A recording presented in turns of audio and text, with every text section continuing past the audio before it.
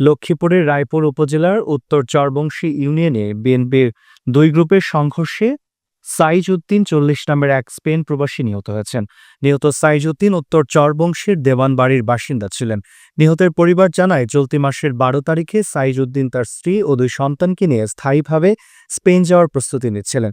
তবে বৃহস্পতিবার বিকেলে ভয়াবহ হামলায় তার মৃত্যু ঘটে, যা পরিবারের স্বপ্ন ভেঙে চুরমার করে দিয়েছে। নিহতের ভাই ও মামলার বাদী সাবেক ইউপি সদস্য হানিফ দেওয়ান সাংবাদিকদের জানান, সন্ত্রাসীরা নিজেদের দায় থেকে বাঁচাতে নিজেদের ঘরে আগুন দিয়ে ঘটনা ভিন্ন খাতে নেয়ার চেষ্টা করছে। তিনি অভিযোগ করেন, দীর্ঘদিন ধরে স্থানীয় প্রভাবশালী বিএনপি নেতা ফারুক কবিরাজের নেতৃত্বে একটি সন্ত্রাসী গ্রুপ চাঁদা দাবি করে আসছিল। দেশে ফেরার পর সাইজের কাছে ২০ লাখ টাকা চাঁদা চাওয়া হয়, যা না দেয়ায় তাকে নির্মমভাবে হত্যা করা হয়। সাইজউদ্দিনের স্ত্রী নার্গিস বেগম বলেন, আমার স্বামী ছিলেন আমাদের পরিবারের ভরসাস্থল। তার মৃত্যুতে শুধু বিদেশ যাত্রা নয়, আমাদের জীবনটাই অন্ধকারে নিমজ্জিত হয়েছে। আমি চাই হত্যাকারীদের সর্বোচ্চ শাস্তি, মৃত্যুদণ্ড। প্রত্যক্ষদর্শীরা জানান, প্রথমে গুলি চালায় মেহেদী কবিরাজ, এরপর কুপিয়ে হত্যা করা হয় সাইজউদ্দিনকে। মুমূর্ষু অবস্থায় হাসপাতালে নেয়ার সময় পুনরায় হামলা করে হান্নান সরকারের ছেলে কবিরের নেতৃত্বে আরও একটি গ্রুপ। পরে হাসপাতালেই মারা যান সাইজউদ্দিন।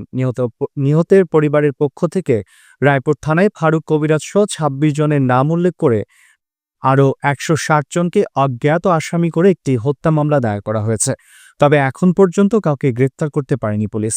রায়পুর থানার ওসি নিজামুদ্দিন ভূঁইয়া বলেন, মামলার তদন্ত চলছে, অভিযুক্তদের ধরতে পুলিশি অভিযান ও টহল জোরদার করা হয়েছে। অল্প কিছুদিন আগে আমাদের রায়পুর উপজেলার ৩ নং চরবংশী ইউনিয়নে বিভিন্ন বিষয় নিয়ে দুইটা গ্রুপের সাথে ঝামেলার সৃষ্টি হয়। এই সৃষ্টির কারণে আমাদের রায়পুর উপজেলা আমরা বিএনপির নেতৃবৃন্দ এবং আমাদের মাননীয় সংসদ সদস্য জননেতা জনাব আবুল খায়ের নির্দেশ ক্রমে ওই ২ নং চরবংশী ইউনিয়নের রাজনৈতিকভাবে বিভিন্ন সমস্যার কারণে পুরো দলটাকে আমরা বিলুপ্ত ঘোষণা করেছি। বিলুপ্ত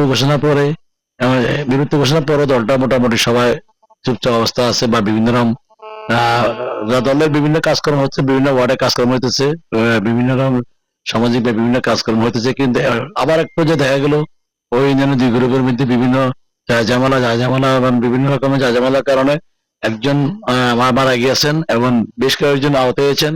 এবং এই কারণে আমরা রায়পুর জেলার প্রশাসন বলেন এবং আমরা নেতৃবৃন্দ, বিএনপি যুব ছাত্রদল, অঙ্গ সংগঠন, থানা নেতৃবৃন্দ ওই ইউনিয়নে বিভিন্ন রকম ভাবে রাত দিন ২৪ ঘন্টা পরিশ্রম করে আমাদের মাননীয় সাবেক সংসদ জননেতা আবুল খায়ের প্রতিটা মুহূর্তে আমাদের খোঁজ খবর নিয়েছেন এবং কিভাবে কি হয়েছে না আছে সব কিছু নিয়ে আমরা বিভিন্ন কষ্ট, বিভিন্ন কিছু বিনিময়ে আমরা ইউনিয়নের শান্ত সৃষ্টি করার জন্য চেষ্টা করেছি। কারণ